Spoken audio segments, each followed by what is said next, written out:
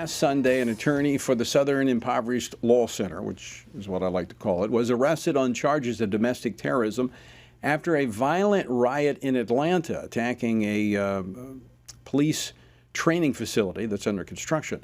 Now, the SPLC released a statement saying they support their employee. This is especially troubling because federal agencies, including the FBI, rely on information from the Southern Impoverished Law Center.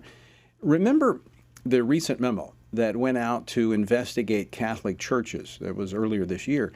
That was from SPLC information, or misinformation, I should say. And of course, the SPLC's misinformation also inspired domestic terrorist Floyd Corkins. He was convicted of domestic terrorism in Washington, D.C. after coming into the Family Research Council about 12 years ago and with a desire to shoot everybody in the building. He ended up shooting one person. But finally, some in Congress have taken note and have called for investigations about the FBI's reliance upon the Southern Poverty Law Center. Join me now to discuss this and much more is Congressman Mike Johnson. He serves on the House Judiciary Committee, the House Armed Services Committee. He is also the vice chair of the Republican Conference. He represents the 4th Congressional District of Louisiana. Congressman Johnson, welcome to Washington Watch. Hey, Tony, it's great to be with you as always. I know it's a busy day on Capitol Hill, several measures making their way through. Before I get to the Southern Poverty Law Center, the House just passed a bill regarding free speech and making sure that government actors do not suppress the speech of American people. Tell us about it. Yeah, it's actually kind of a surreal moment in the history of our country when the Congress has to pass a resolution, a bill, to basically affirm what the First Amendment has always protected. Look, it's part of the bedrock principle of our republic, our system of government, that the government itself cannot determine what speech is acceptable or true. Put those in air quotes. But that's exactly what has been happening, particularly over the last couple of years in the Biden administration. You have federal agencies that are really charged with, designed to protect the freedoms of the American people. They have been really charging against and steamrolling over those freedoms. The Department of Justice, the FBI, and others, and that's what we've been uncovering. That's why we had to pass legislation. But you also delved into that today as you continued your look into the Twitter files, did you not? We did. We had our second meeting of the Select Committee on the Weaponization of the Federal Government. And the Democrats decried even the name of the hearing. They said that was hyperbolic and it was a political exercise. We began and continue today to prove that that is not a political thing or at all. This is objective fact. We had the journalists who are long seasoned, award-winning journalists for decades who were involved in releasing the Twitter files and going through them and highlighting some of the crazy abuses there, Tony, frightening. They said in their own testimony today, and by the way, these are not Republicans, these journalists. One self-described as an ACLU liberal. The other said, I am a Biden voter. But they were alarmed. They said it was the most frightening thing they had seen in their entire careers in journalism, that the government would partner with the social media platforms to censor and silence viewpoints that they disagreed with. That's what happened. They did it in the election season. They did it throughout the year and have been in earnest. And so we've got to stop it. Well, I would think that this committee, this subcommittee on the weaponization of the federal government, might have to be meeting 24/7. I think, didn't we just see the Federal Trade Commission send inquiries to Twitter, basically doubling down on the federal government's, trying to silence this entity?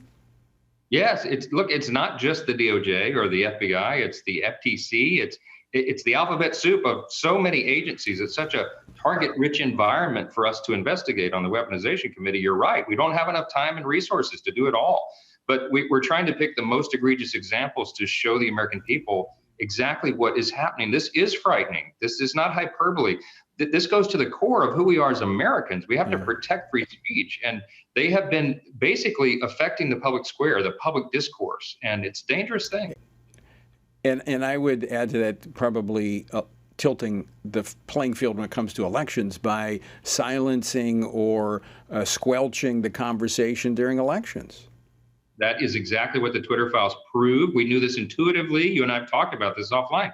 We know that conservatives and conservative candidates, Republicans and others who have run for office have had it seemed that there was a volume control or something on their files, and that's on their accounts, Right. and that's exactly what happened. So now we've proven it. The FBI was basically had a subsidiary in Twitter before Elon Musk purchased it, and now he's exposing this. And we know that this happened in the other social media giants as well.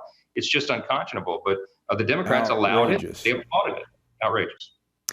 Speaking of the FBI, they have long had a cozy relationship with the Southern Poverty Law Center. They had one of their employees, a staff attorney, arrested last week in Atlanta, charged with domestic terrorism. He was released on a bond. They said, as Southern Poverty Law Center said, he was there as an observer. How do you observe domestic terrorism and be there to, what are you, coaching them on how to do this? I mean, this seems like this is outrageous that they're standing by this attorney. Yeah, right. And you and I have known for a long time that the SPLC was up to all sorts of nefarious activity. They're effectively an arm of the radical progressive left in this country. And they went about the business of labeling FRC and many of the groups, I used to work for the Alliance Defending Freedom. I mean, all the groups that they disagree with politically, they labeled as hate groups. And now that the branch of the Department of Justice, the largest law enforcement agency in the country, the most powerful one, the FBI, was using the SPLC for resource material on who they should monitor, who they should investigate. Right. Again, just a frightening thing, but they're being exposed for who they are. And this is a good moment that, the truth is coming out and people are beginning to see it. Their justification of this would be like you as a pro-life attorney going with if there were a pro-lifer who were going to firebomb an abortion clinic, be there as an observer. I mean, that's outrageous. Even the suggestion of that. It is, and the greatest threat to all of this, and we've talked about it many times, is the double standard that the American people see, the lack of faith, the increasing lack of faith that Americans have in our institutions. It's a dangerous thing in a republic like ours. Well, I certainly hope that the Republicans make sure that the FBI does not continue to use them as a source. Congressman Mike Johnson, always great to see you. Thanks so much for taking time to join us. You too, my friend. Thank you.